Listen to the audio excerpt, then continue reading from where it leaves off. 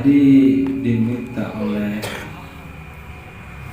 moderator ya, pembawa acara untuk memberikan gagasan apapun dan temanya bebas. Ini seperti si malakama. Bebas artinya saya dipaksa untuk memahami semua hal, padahal sedikit saja saya tidak memiliki pemahaman apapun. Jadi di sini saya dijebak. Kalau dalam istilah psikologi itu,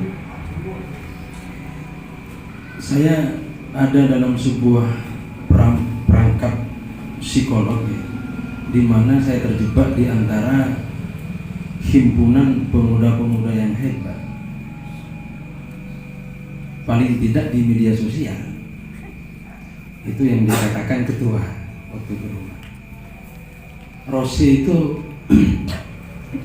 menawarkan kepada saya beberapa kali untuk hadir di Karang Taruna.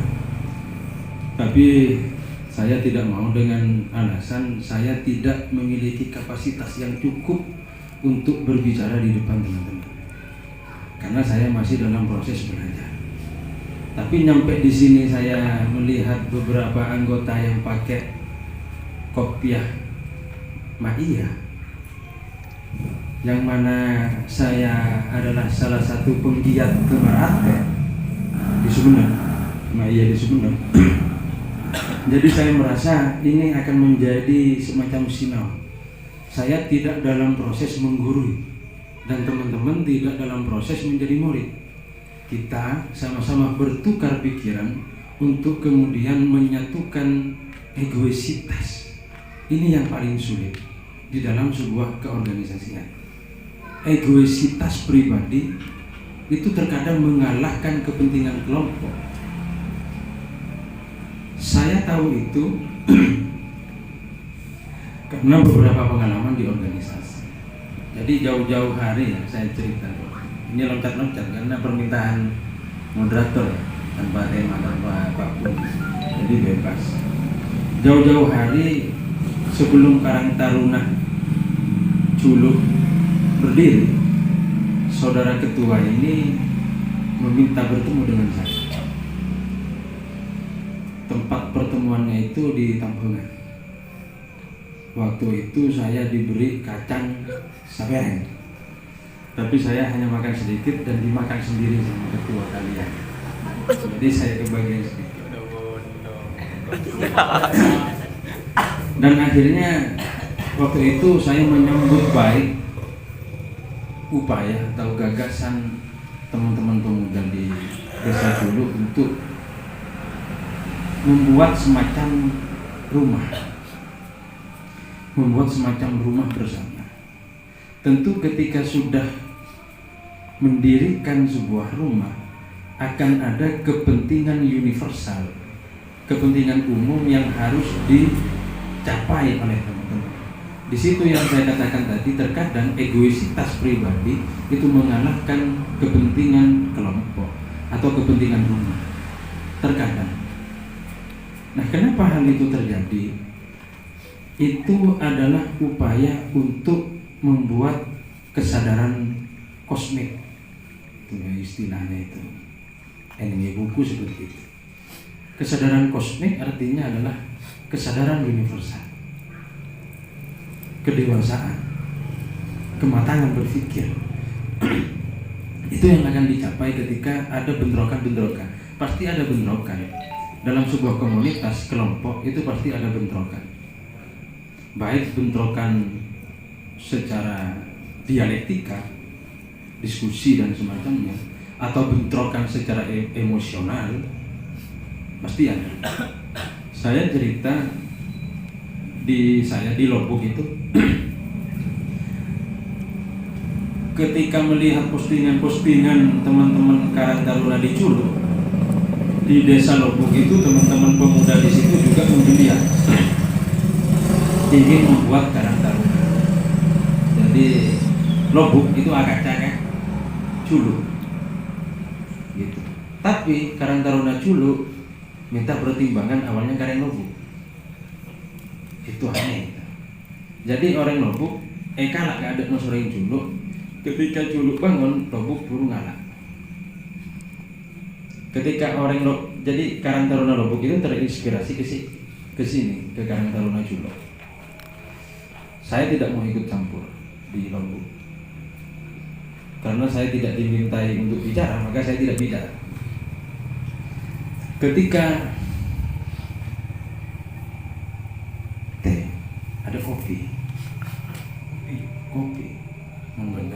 Minyak kak. Kayaknya beli gula.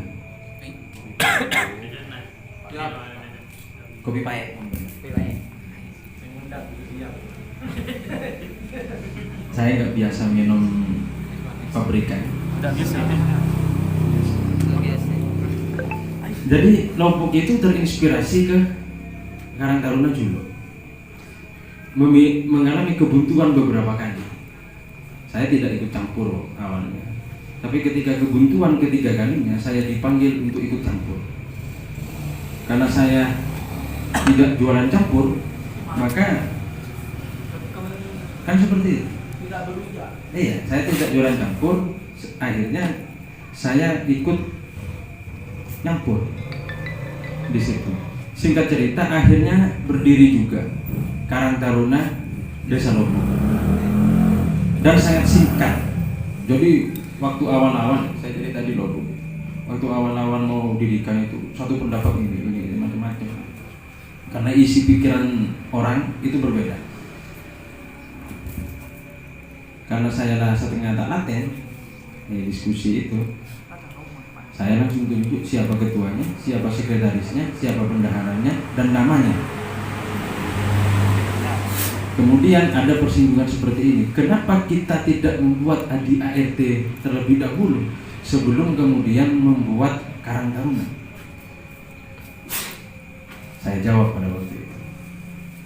ADART itu seperti garam, lengkuas, jahe, nasi, cabai, atau apapun saja yang ada di dapur. Kenapa kita kemudian sibuk mencari cabai, lengkuas dan semacamnya sebelum mendirikan rumah? Jadi saya bilang dirikan rumah terlebih dahulu, kemudian kita cari rempah-rempah di dalamnya bersama-sama. Di dalam sebuah rumah yang namanya rempah itu macam-macam. Ada si pedis, cabai, ada si aceh, buja, ada si pedis, kening sampai kain, jeli, ada si poteh, ada si telan kopi, macam-macam. Nah itu organisasi. Itu yang kemudian kalau dalam filsafat Hegel itu munculnya kesadaran kosmik. Jadi teman-teman sadar dalam porsinya masing-masing. Misalnya ada yang cabai, ada yang buja, ada yang semacamnya itu adalah sebuah keniscayaan. Itu memang akan ada. Kalau di dalam dapur isinya cabai menolong atau karang. Kenapa cabai menolong? Kalau di dalam dapur isinya buja menolong tak kenyang. Kalau di dalam dapur baru ada nasi, ajem potong, buja, tempe, dan semacamnya, maka itu baru dikatakan organisasi. Maka di situ akan kenyang, akan menemukan kelezatan, sensasi rasanya juga berbeda-beda. Itu organisasi. Jadi menerima keutuhan keniscayaan kosmik itu adalah kesadaran mutlak, adalah sesuatu yang memang harus tertanam di dalam pikiran dan perasaan teman-teman.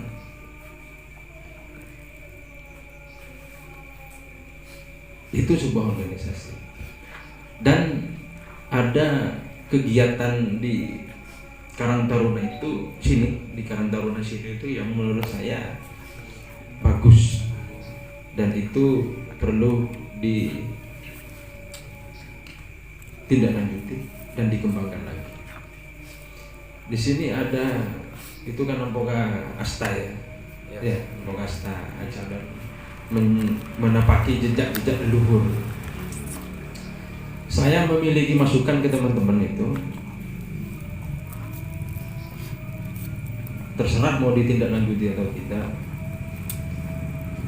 Kalau ini satu referensi ya, satu referensi Asta itu coba ziarah ke Gumbala,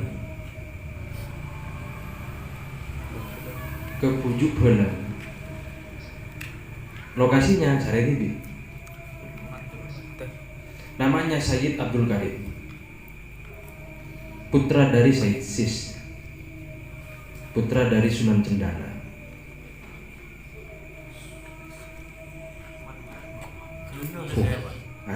Hari esok.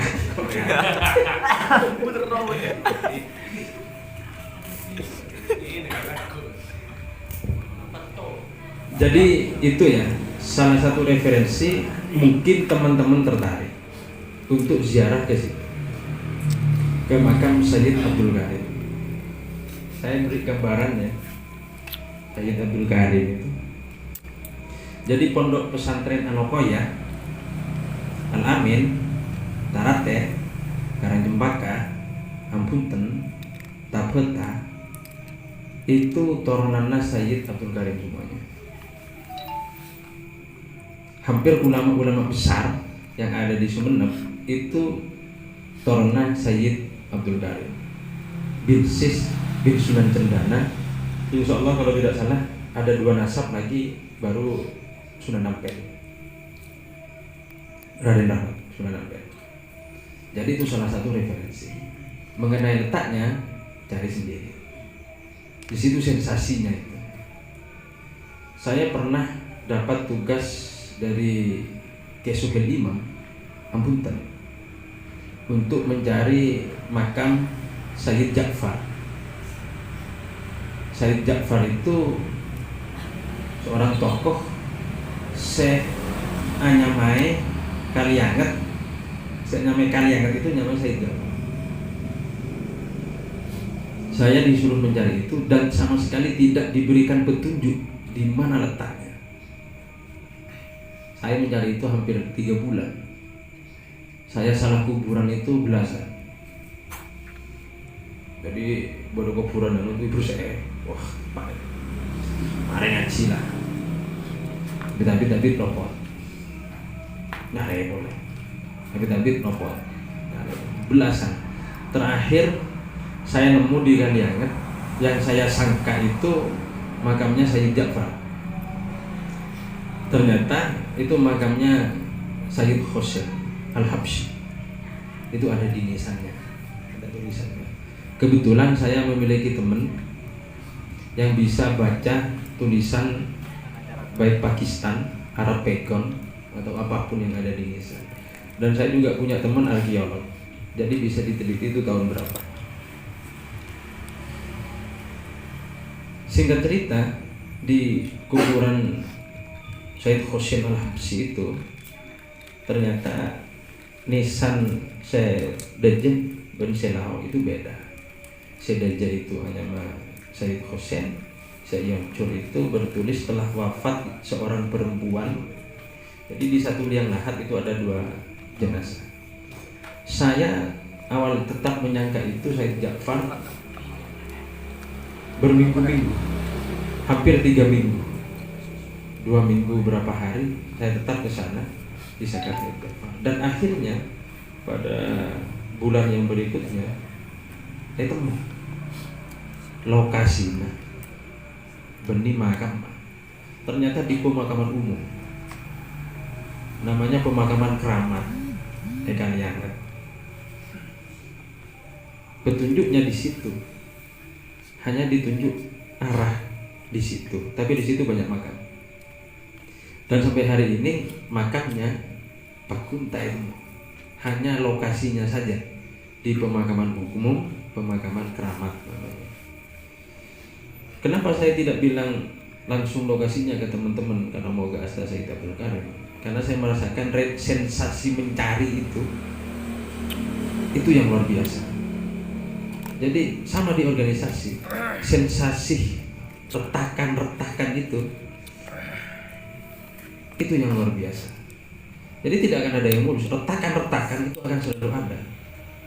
Dan untuk mengembalikan atau ngelem retakan itu, ya cinta.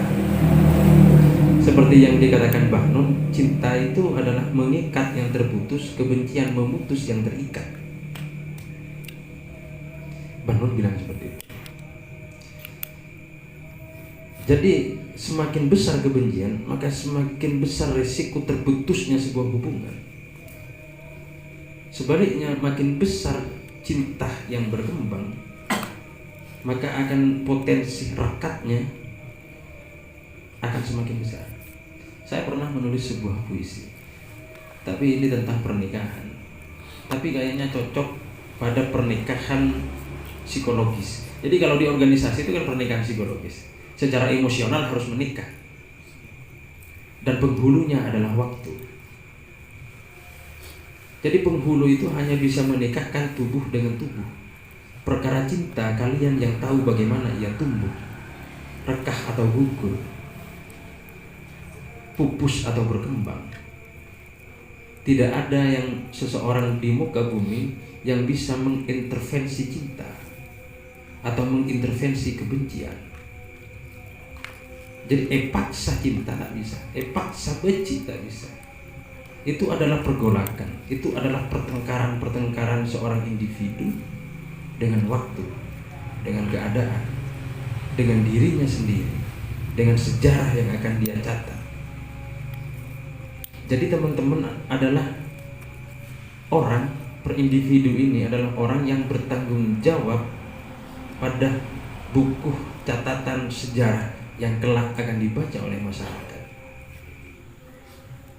Catatan sejarah itu akan abadi. Seperti puisinya Sapardi Djoko Damono itu. Waktu itu fana, kita abadi. Karena manusia yang menciptakan sejarah. Maka di Madura itu pas bodoh, ulah arwah anak-anak nih, hujat lapang kan, hujat anak-anak kan, jangan macam itu, kain ala seperti itu, sampai jalan duduknya seperti itu dan semacamnya. Artinya apa? Kita bertanggung jawab pada sejarah hidup kita masing-masing, dan sejarah itu akan dibaca oleh generasi berikutnya, bahkan dibaca oleh anak cucu kita. Jadi Karang Taruna ini adalah upaya untuk membuat catatan sejarah yang bagus. Kelak ketika Desa Culu ini kemudian berkembang dan maju melalui kegiatan kepemudaannya, maka akan dicatat dengan tinta emas. Kalau kata Hamka, akan dicatat oleh tinta emas dan akan dibaca oleh generasi berikutnya. Arwah Karang Taruna kompak, sehat, paling tidak di media sosial. Karena itu akan menginspirasi siapa sekarang yang tidak pegang gadget. Bahkan Lombok terinspirasi ke Desa Culu, desa-desa lainnya terinspirasi ke Desa Culu. Sama kasusnya dengan BUMDes di Lombok. Jadi BUMDes di Lombok itu menjadi rujukan dari BUMDes di desa lain sekecamatan Sunda. Katanya termasuk BUMDes paling berkembang, 5 BUMDes paling berkembang di Kabupaten Sunda. Katanya. Kenapa saya tahu? Karena saya mantan pendiri BUMDes. Setelah BUMDesnya besar, punya banyak program, saya bermain. Dari dulu saya seperti itu. Dulu di Atovidia saya buat sanggar bermain. Kebetulan ini anak didik saya pertama. Ketika jaga, ambu. Jaga boleh, ketika jaga, ambu. Ketika aja ambu. Itu saya dari dulu seperti itu, dan sampai saat ini tidak berubah. Ada teman-teman bertanya, kenapa dari dulu Bang tahu Bang tampilannya seperti itu, cara bicaranya seperti itu, karakternya seperti itu? Saya jawab simpel, karena saya bukan Power Rangers, jadi saya tidak bisa berubah. Saya manusia biasa. Itu saja. Saya harap nanti ada diskusi yang hangat. Sinau ya, saya tidak menggurui. Teman-teman bukan murid saya. Di sini adalah sama-sama murid, jadi kita sama-sama belajar.